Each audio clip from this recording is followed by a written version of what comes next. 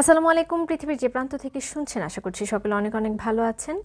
আজ 10ই জ্যৈষ্ঠ 1433 বঙ্গাব্দ। আজকের তাপমাত্রা 33 ডিগ্রি সেলসিয়াস। বাংলাদেশ আন্তর্জাতিক বিষয়াবলীর গুরুত্বপূর্ণ সাধারণ জ্ঞান ও তথ্য নিয়ে ধারাবাহিক আলোচনার আজ 39 নং পর্ব।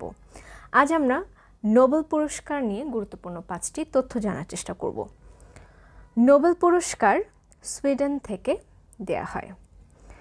নোবেল শান্তি পুরস্কার দেয়া হয় নরওয়ে থেকে। নোবেল বিজয়ী প্রথম মুসলিম নারী শিরিন এবাদি। নোবেল পুরস্কার প্রাপ্ত প্রথম বাঙালি রবীন্দ্রনাথ ঠাকুর।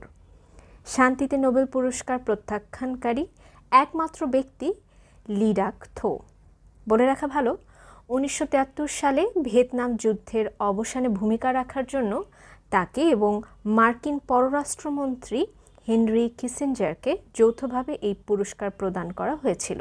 তবে ভিয়েতনামে তখনও পূর্ণ শান্তি প্রতিষ্ঠিত হয়নি। এই কারণ দেখে তিনি পুরস্কারটি গ্রহণে অস্বীকৃতি জানান। অসংখ্য ধন্যবাদ।